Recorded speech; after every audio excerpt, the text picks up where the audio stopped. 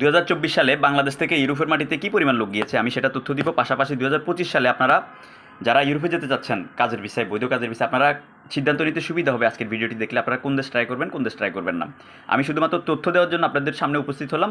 আপনারা ভালোভাবে নেন, মন্দভাবে নেন, এটা সম্পূর্ণ আপনাদের আপনাদের নিজেদের উপরে। তো আমি শুরুতেই বলি, বাংলাদেশ থেকে আমরা যারা ইউরোপের শ্রমবাজার নিয়ে কাজ করি, আমরা যারা ইউরোপে যেতে চাচ্ছি বা আমরা ইউরোপে যাব, এজেন্ট বলেন, ক্লায়েন্ট বলেন, আমরা সবাই বোকা বনে যাই। বোকা বনে যাই কেন? ইউরোপে একজন লোক আছে, ধাম করে আমাদেরকে একটা ফোন দিলেই যে ভাই আমি হাঙ্গেরিতে থাকি, আমার কাছে একটা কোম্পানিতে 10টা ভ্যাকেন্সি আছে, আমাকে 10টা পাসপোর্ট দেন। আমরা কিন্তু ধাম করে ওনাদেরকে পাসপোর্ট দিয়ে দিচ্ছি। চিন্তাও করি না আসলে ওই কোম্পানিটা ভালো কিনা, অথবা বাংলাদেশিদেরকে আসলে কেমন ভিসা দিচ্ছে এই মুহূর্তে হাঙ্গেরি বা পোল্যান্ড বা মাল্টা। আমরা সেটা না ভেবেই কিন্তু আমরা মানে এজেন্সি বলেন অথবা ক্লায়েন্ট বলেন, কেউ একজন ইউরোপে আসে, অর্ডার আছে বললেই কিন্তু আমরা বই দিয়ে দিচ্ছি। তো যাতে আপনারা এই ধরনের আপনারা যেন ফাঁদে না পড়েন, বিভ্রান্ত না হন, বা একজন লোক ইউরোপে থাকা মানিয়ে যে উনি একটা লোক বিদেশ ইউরোপে নিয়ে যেতে পারবে, বিষয়টা এটা নয়। কারণ ইউরোপের ভিসাটা দিবে সম্পূর্ণ ইউরোপের এম্বাসি। একজন লোক ইউরোপে আসেন, উনি জাস্ট ওয়ার্ক পারমিটটা নিয়ে আসতে পারবেন, টাকা দিয়ে হোক, বিনা টাকায় হোক, কম সময় হোক, বেশি সময় হোক, এই পর্যন্তই ওনার ক্ষমতা। ভিসা দেওয়ার ক্ষমতা ওনার নাই। প্রথম কথা হচ্ছে এটা। দ্বিতীয় পয়েন্ট হচ্ছে, আমি আপনাদেরকে বলি 2024 সালে সার্বিয়া মাত্র 1000-এর নিচে লোক নিয়ে গেছে। সার্বিয়ার বাজারে কিন্তু এখন হাজার হাজার পাসপোর্ট ঢুকে আছে। 25 সালে যদি যে পাসপোর্টগুলো জাম হয়েছে, ওনারা যদি ভিসা না পায় বা ওনাদেরকে যদি রিফিউজ করে, তাহলে বুঝবেন যে গল্প ভিন্ন রকম হয়ে যাবে। তার মানে সার্বিয়ার বাজারে এখন নতুন করে যারা পাসপোর্ট ঢুকাবেন, ভেবেচিন্তে ঢুকাবেন। হাঙ্গেরিতে 2024 সালে 217 জন লোক নিয়ে গেছে, বা 250 ধরেন নিয়ে গেছে, 250-এরও কম লোক নিয়ে গেছে। হাঙ্গেরিতে হাজার হাজার পাসপোর্ট আছে। 2024 সালে বসনিয়াতে লোক নিয়ে গেছে 200-এরও নিচে। হ্যাঁ, বসনিয়ার জন্য কিন্তু হাজার হাজার পাসপোর্ট আছে।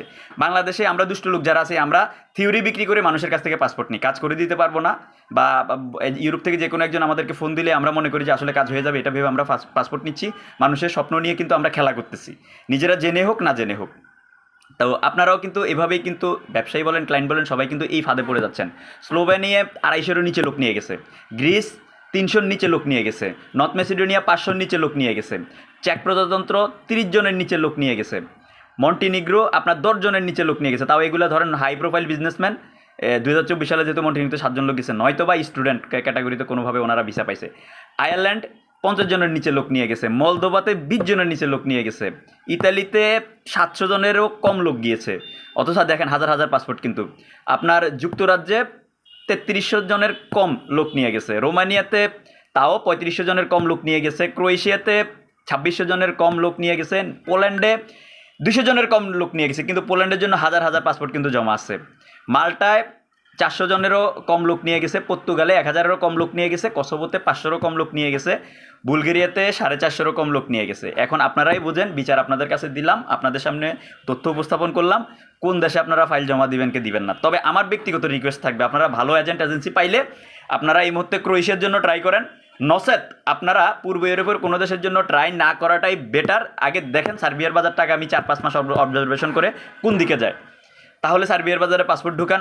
আদারওয়াইজ আপনারা মধ্যপ্রাচ্যের কোনো দেশে চলে যান ভালো এজেন্সি পাইলে, এবং ওই সকল কোম্পানিতে যাবেন যে সকল কোম্পানি আপনাদেরকে পাসপোর্ট আপনাদের হাতে দিবে এবং এনওসি দিবে। কারণ আপনি চলে গেলেন, কিন্তু যদি পাসপোর্ট আপনার হাতে না থাকে, কোম্পানি যদি আপনাকে এনওসি না দেয়, তাহলে কিন্তু আপনি মধ্যপ্রাচ্যের দেশে গিয়েও ইউরোপে যাওয়ার জন্য আপনি লাভবান হচ্ছেন না।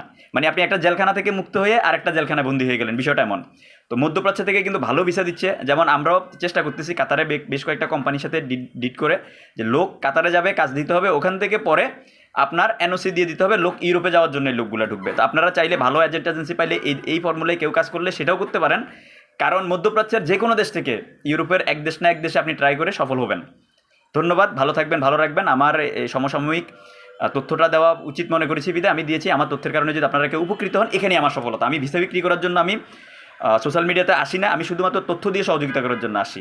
ধন্যবাদ। প্রবাস এবং প্রবাসী রিলেটেড নিত্য নতুন তথ্য এবং আপডেট পেতে আমার আইডিটি ফলো দিয়ে আমার চ্যানেলটি সাবস্ক্রাইব করে আমার সাথে যুক্ত থাকার জন্য বিশেষ অনুরোধ রইল। আসসালামু আলাইকুম রহমতুল্লাহি ওয়া বারাকাতুহু।